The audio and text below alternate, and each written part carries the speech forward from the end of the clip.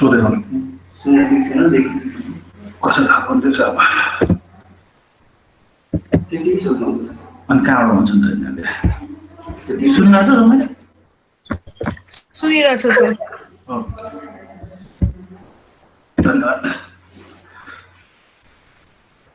Start गर्दा हुन्छ है आजको टपिक चाहिँ polmunae छ सो के हो त polmunae को it's a pulmonary heart disease defined by dilatation of and hypertrophy of right ventricle in response to disease of pulmonary vasculature and lung parenchyma.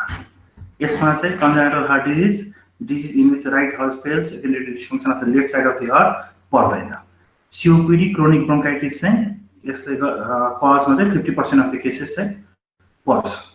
So etiology के हो त के कारणले गर्दाखेरि चाहिँ polmunae हुन्छ यसमा चाहिँ disease leading to the hypoxic vasoconstriction जस्तै chronic bronchitis chronic obstructive airway disease or pulmonary disease cystic fibrosis chronic hyperventilation पर्छ त्यसैगरी chronic hypertension गर्नेहरू obesity neuromuscular disease chest wall dysfunction भयो अथवा चाहिँ person living in the high altitudes अर्को cause भनेको disease that cause the occlusion of pulmonary vascular bed जस्तै thromboembolic disease acute and chronic हुन सक्छ त्यसरी pulmonary artery hypertension गर्ने भयो र अर्को pulmonary vaso-occlusive diseaseहरु हो त्यसैगरी अर्को कारण भनेको disease that lead to parenchymal disease के हुन्छ chronic bronchitis आफै chronic obstructive pulmonary disease bronchiectasis cystic fibrosis pneumoconiasis sarcoidosis र interstitial lung disease मेनली हेर्नु पर्दाखेरि chronic bronchitis र COPD चाहिँ दुईटा मेथड हो जस्तै disease leading to the hypoxic vasoconstriction पनि गर्छ र यसले चाहिँ parenchymal disease पनि गराउँछ अर्को चाहिँ कमन प्याथोलोजी चाहिँ यसमा pulmonary hypertension त्यसले चाहिँ राइट भेन्ट्रिकल डाइलेटेसन गर्छ जसले गर्दाखेरि राइट भेन्ट्रिकल हाइपोट्रोफी हुन पनि सक्छ नहुन पनि सक्छ यसमा चाहिँ सब्स्ट्रेट प्रेसर ओभरलोड हुन्छ जसले गर्दाखेरि भास्कुलर रेजिस्टेन्सहरु चाहिँ बढ्छ र त्यसले गर्दाखेरि राइट भेन्ट्रिकलले फंक्सन गर्न चाहिँ छोड्छ एक्युट polmunae भन्दा चाहिँ यो चाहिँ आफ्टर चाहिँ सडन एन्ड सिभियर स्टिमुलस जस्तै चाहिँ पल्मोनरी एम्बोलिजमहरु हुन्छ त्यसले गर्दाखेरि राइट भेन्ट्रिकलको डाइलेटेसन हुन्छ and then followed by failure of the right ventricle तर यसमा चाहिँ राइट हाइपोट्रोफी हुँदैन के गरी क्रोनिक polmunae भनेको चाहिँ बिस्तारै हुन्छ and it's associated with the progressive pulmonary hypertension जसले गर्दाखेरि चाहिँ राइट भेन्ट्रिकलको हाइपोट्रोफी हुन्छ र सब्सिक्वेन्ट राइट भेन्ट्रिकुलर डाइलेटेसन पनि हुन्छ त्यसपछि क्रोनिक polmunae डिकम्पोजिसन के हुन्छ इन्टरमिटेन्ट हाइपोक्सिया भयो त्यसपछि आएर हाइपरकार्बिया इन्ड्युस्ड रेस्पिरेटरी एसिडोसिस हुन्छ सीओपीडी को एक्सेसरेशन गर्न सक्छ एक्युट पल्मोनरी एम्बोलिया हुन सक्छ पोजिटिभ प्रेसर भेन्टिलेसनले गर्दाखेरि हुन सक्छ पोलिसाइथेमिया सेप्सिस र त्यसपछि लेफ्ट टु राइट सन्टहरु भयो भने हुन सक्छ के हो त polmunae को clinical manifestation symptoms are basically is related to underline pulmonary disorder basically भन्दाखेरि उसको चाहिँ मोस्ट कमन सिम्पटम चाहिँ डिस्निया हो के हो त डिस्निया सास फेर्न गाह्रो हुने अथवा सास फेर्नमा चाहिँ जोड लाग्नु पर्ने अथवा त्यही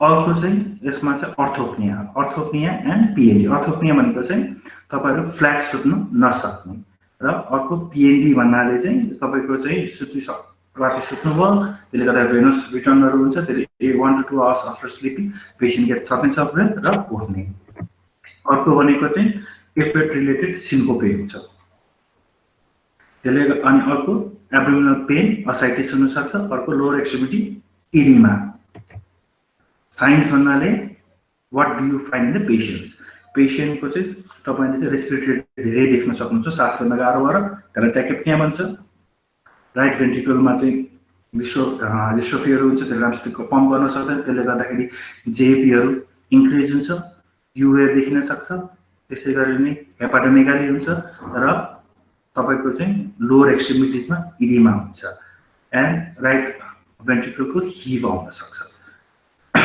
कसैमा साइनोसिस र कार्डियोभास्कुलर सिन्ड्रोम भन्ने पनि आउन सक्छ डायग्नोसिस गर्नलाई चाहिँ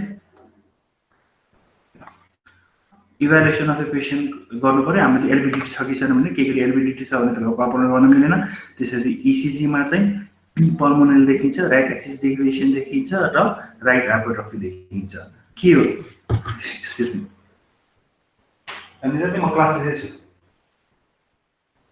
क्लासले डिस्टर्ब नगर्नु है, प्रकाश सरले पनि गरेको रहेछ। Fifth semester pass. इसिजीमा पी पर्मनेन्ट देखिन्छ। के हो त पी पर्मनेन्ट भनेको? पी पर्मनेन्ट भनेको चाहिँ बिग पी वेभ हो, जो चाहिँ इन्क्रिज इन एम्प्लिट्युड।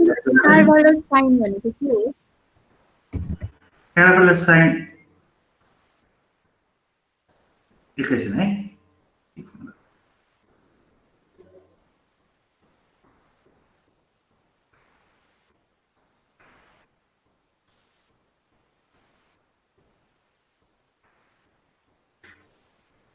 कार्बोलर साइन भनेको चाहिँ तिम्रो चाहिँ टिआरको हुन्छ नि, ट्राइकासिड रिगर्स्टेसन।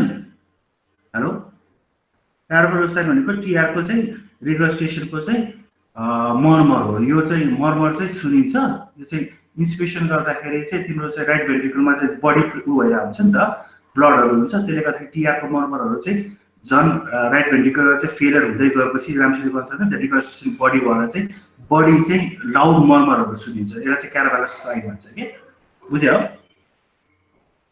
हस् सर, थ्याङ्क यू सर।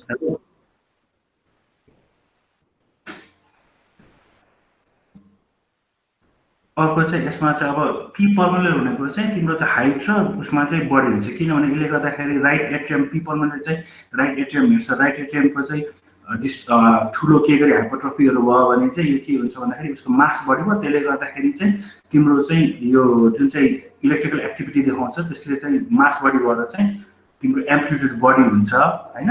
दुईवटा चाहिँ तिम्रो ठुलो बक्स नर्मल उसमा गएकोमा ठुलो बक्स र टाइममा पनि यसले लार्ज भएको हुनाले टाइम पनि बढिन्छ। त्यसले गर्दाखेरि दुईवटा लार्ज बक्स भयो भने चाहिँ पी पर्मनेन्ट भन्छ है। अनि चेस्ट एक्सरेमा हेऱ्यो भने चाहिँ हामीले चाहिँ पर्मनेन्ट आर्टरी ठुलो देखिन्छ, हाइलर भेसल्सहरू ठुलो देखिन्छ। त्यसपछि आएर चाहिँ स्पाइरोमेट्रीहरू हामीले गर्न सक्छ र एबिजीहरू चाहिँ टेस्टहरू गर्न सक्छ। एबिजीमा चाहिँ हाइपर सिओपिडीकै जस्तै केसहरूमा चाहिँ अक्सिनेसनहरू पुग्या हुँदैन, हाइपोक्सिया हुन्छ र कार्बन डाइअक्साइड तान्न सक्छ। हाइपरक्याप्निया पनि हुनसक्छ। स्पाइरल सिटी चेल्सहरूमा चाहिँ के गरी थ्रोम्बोएम्बोलिकहरू छ भने चाहिँ त्यसमा चाहिँ एम्बोलिक फिचर्सहरू देखिन सक्छ। र हामीले चाहिँ यसमा चाहिँ भेन्टिलेसन पर्फेक्सन लङ स्क्यान पनि गर्न सक्छौँ र कुनै कुनैमा चाहिँ एचआरसिटी गरेर चाहिँ इन्टरस्टिसियल लङ डिजिजहरू पनि देखिन सक्छ। अर्को भनेको हामीले गर्न सक्ने एमआरआई गर्न सक्छौँ, त्यसमा राइट भेन्ट्रिकलको फङ्सनहरू हेर्न सक्छौँ। अर्कोमा चाहिँ राइट हार्टको चाहिँ क्याथेटराइजेसन पनि गर्न सक्छौँ र यसमा चाहिँ ब्रेन नाइट्रोजन पेप्टाइड र एन्टरनल बिएनपीहरू चाहिँ इन्क्रिज हुन्छ। अर्को ट्रिटमेन्टमा के गर्ने त? ट्रिटमेन्टमा चाहिँ हामीले चाहिँ जुन चाहिँ मेन कज हो त्यसलाई चाहिँ ट्रिट गर्नु पर्यो होइन। त्यसको लागि चाहिँ जस्तो चाहिँ आरबी लोडहरू चाहिँ घटाउनु पर्यो, पल्मोनरी भास्कुलर रेस्ट्रिक्सनलाई घटाउनु पर्यो। मेन चाहिँ यो ब्रिदिङको चाहिँ जुन चाहिँ हाम्रो चाहिँ ब्रिदिङ गर्न चाहिँ सजिलो गरिदिनु पर्यो। त्यसमा चाहिँ हामीले त्यो ब्रोन्कोडाइलेटर्सहरू चाहिँ गर्न सक्छौँ। अर्को चाहिँ कुनै इन्फेक्सनहरू छ जसले गर्दाखेरि चाहिँ बढी काम गर्नु पर्छ भने त्यो इन्फेक्सनहरूलाई ट्रिट गर्नु पर्यो। अक्सिजन पुगिरहेको हुँदैन, त्यसको लागि चाहिँ अक्सिजनेसन सेचुरेसनहरू चाहिँ मेन्टेन गर्नुपर्छ, 90 to 92 मा चाहिँ बेसिकली राख्नुपर्छ। अर्को चाहिँ के गरी पेसेन्टको चाहिँ एनिमिया पनि छ भने उसको रेस्पिरेटरी एफर्टहरू बढ्छ, त्यसको लागि घटाउन कन्कमेन्ट उसको एनिमियालाई एनिमिया ट्रिट गर्ने।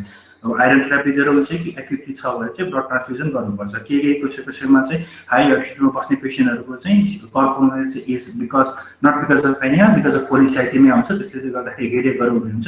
त्यस्तो केसमा चाहिँ फ्लेबोटोमी गर्नु पर्यो।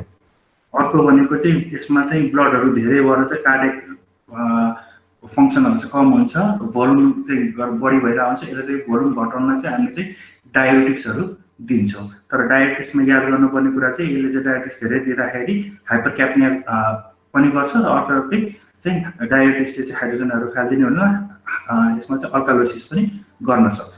हार्ट फेलियरहरू छ भने डिजक्सिन दिन सकिन्छ। र अर्को चाहिँ हामीले चाहिँ पल्मोनरी भास्कुलाइटिसहरू पनि दिन सक्छौँ। बुझ्नुभयो नि है?